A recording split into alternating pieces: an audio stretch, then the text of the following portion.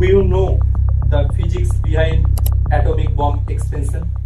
আমরা কি জানি পরমাণু বোমা বিস্ফোরণের পেছনের ঠিক কারণটা কি? যদি আমরা কোনো এলিমেন্ট বা বস্তুকে ডিস্ট্রয় করতে থাকি, তখন ওই এলিমেন্টের সবচেয়ে ক্ষুদ্রতম পার্টিকেল অ্যাটমেতে এসে পৌঁছায় এবং কোনো রকম উপায়ে সেই অ্যাটমকে আমরা যদি ডিস্ট্রয় করতে পারি, সেখান থেকে প্রচুর পরিমাণে এনার্জি পেতে থাকি। অ্যাটমিক লেভেলে এই ঘটনাকে নিউক্লিয়ার ফিউশন বলা হয়ে থাকে।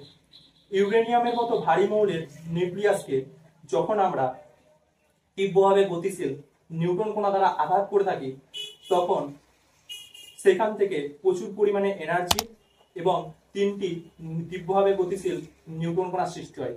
সেই তিনটি নিউট্রন কণা পরবর্তী তিনটি ইউরেনিয়াম পরমাণুকে গিয়ে আঘাত করে এবং সেখান থেকে প্রচুর পরিমাণে এনার্জি এবং 9টি নিউট্রন কণা সৃষ্টি থাকে। এইরকম ভাবে কন্টিনিউয়াসলি প্রসেসটা চলতে থাকে এবং প্রচুর পরিমাণে এনার্জি সেখান থেকে পেয়ে থাকি।